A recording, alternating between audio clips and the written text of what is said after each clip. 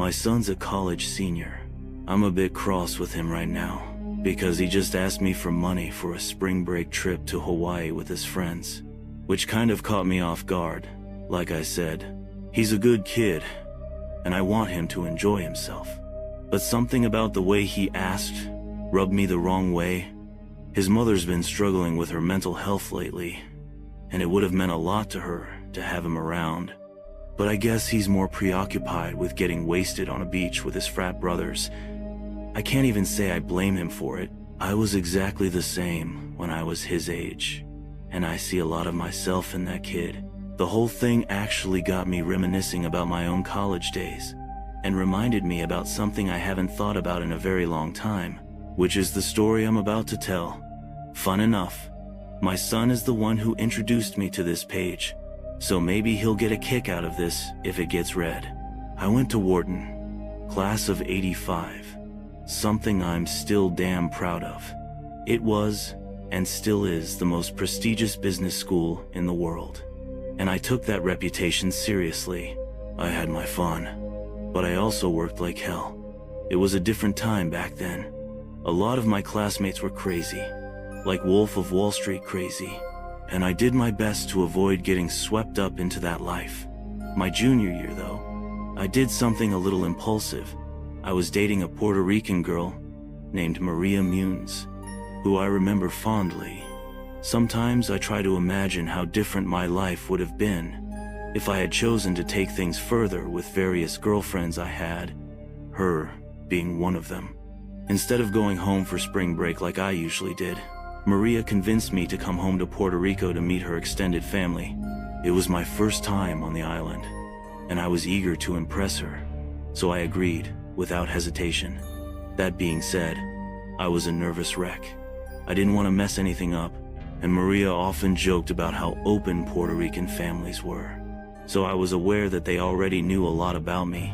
It turned out that my anxiety was mostly unjustified, as I got along really well with everyone upon meeting them, and it seemed like they really liked me. Most of the trip was about meeting her relatives, but we did have time for a few outings of our own. I mean, it was spring break after all. One of those outings was a hike through El Yunque, which, fun fact, is the only tropical rainforest in the US National Forest System. Neither of us had a car, obviously, so Maria's mother drove us and dropped us off at one of the most popular trailheads. The two of us were pretty devious, so we definitely took advantage of the fact that neither of us had to drive. The plan was to hike, enjoy the scenery, and sneak a little rum, weed, packs. Everything was lining up to be perfect, but we quickly realized there was a big problem. Maria's upset. Our trail's closed. I tried to calm her down and told her we could just hike one of the many other trails the forest had to offer. She wasn't budging though, and told me that the trail we planned on hiking was like the premier trail, and the other ones didn't even come close. How one hiking trail could be astronomically better than the other, I really couldn't tell you. She was adamant though, and I had long since learned the dangers of arguing with her over something like this. So I asked her what she wanted to do instead, and she told me we should just hike the closed trail anyway. Like I said, I was kind of rebellious back then, and so was she.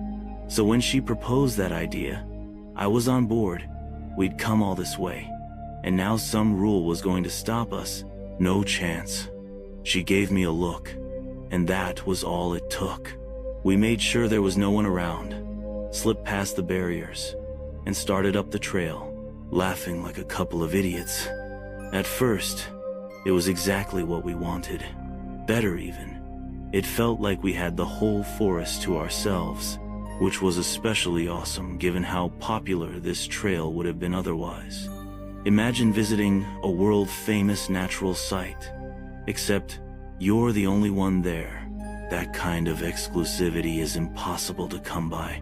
Anyway, we hiked for a decent while, passing little waterfalls and admiring the beauty of the forest.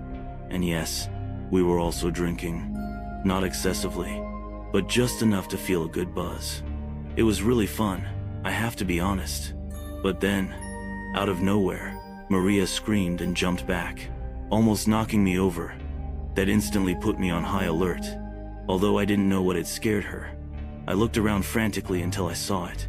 A little further down the path was what looked like a freshly decapitated mongoose. Let me repeat that. It was a mongoose. A big one too, and its head looked like it was completely missing. I told Maria to stay where she was and approached the carcass by myself, hoping it was maybe a stuffed animal or something. It wasn't. I inspected it without getting too close and confirmed what I initially thought. Its head was cleanly sliced off. The cut was too precise for it to have been anything other than a knife wound, which was downright disturbing.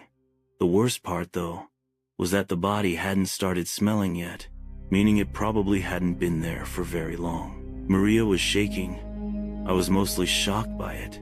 I tried to reassure her by saying something dumb like how crime in a national forest was unlikely, even though I couldn't explain it myself. I put my arm around her and ushered her past the body, trying to block it from the line of sight. All I could think about in that moment was putting some serious distance between us and that poor lifeless creature. We walked in silence, the moment lost. The adrenaline rush had worn off my buzz and erased my good mood. As bad as I felt, though, I could tell that Maria was significantly more shaken, and I couldn't imagine that she was even enjoying herself in the slightest.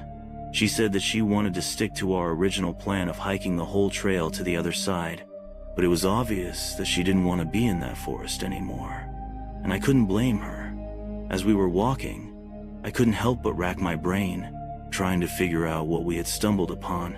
It didn't make any sense. I wasn't aware of the hunting laws there, but I couldn't imagine that hunting in a national forest so close to a pedestrian trail could be legal. And yet, that was the only explanation I could think of. Why they had left that mongoose's body there to rot was beyond me. But there was no other rational explanation. Maybe it was a hunter who had seized upon the opportunity to have that part of the forest all to himself, like we had. I really didn't know. Maria and I hiked another mile or so, with me trying to cheer her up the whole time, but nothing was working. Eventually, she admitted that she wasn't feeling well and wanted to turn back. I didn't argue, although I was definitely dreading having to walk past that spot again, mostly because I wasn't sure how it was going to affect her, and I just wanted her to feel comfortable. We retraced our steps, and I could tell we were closing in on the spot where the mongoose had been. I told Maria to keep her head down so she wouldn't see, and she did. I braced myself as we turned the final bend, but when the spot came into view, the mongoose was no longer there. Someone had moved it. My heartbeat started racing, and I instantly began scanning nearby trees, terrified that there was someone hiding among them. I was not prepared for what came next. Instead of seeing a person, I noticed something hanging from one of the trees. It was a mongoose. It was strung up with twine, its paws tied together. There was a sickly green liquid dripping from its body that hadn't been there before, and it was rotating slowly in the wind. I couldn't help but curse out loud when I saw it, which caused Maria to open her eyes. As soon as she saw it, she let out an awful, blood-curdling scream of pure terror. Before she could freeze up, I grabbed her wrist and told her to run. We took off sprinting down the trail, trying not to trip over each other. I let her go in front of me and kept looking over my shoulder, half expecting someone to be following us. Instead, a deafening scream rang out from somewhere behind us. It was a woman's scream, and it was absolutely terrifying. It sounded like the kind of scream someone getting attacked would make. I felt Maria's body jolt mid-stride, and for a second, she sobbed, gasping. I held her wrist, practically dragging her along as she slowed down. We couldn't stop. My own chest was burning, but we needed to keep moving. Eventually, Maria could barely run anymore, so we had no choice but to slow down to a fast walk. I turned around completely and started walking backward, keeping my eyes locked on the trail behind us. I was bracing myself for a fight. Something had strung up that mongoose. Something had caused that scream. I was 100% sure that I'd see something charging towards us any second, but nothing ever happened. The trailhead finally came into view, and for a brief second, I thought we were in the clear.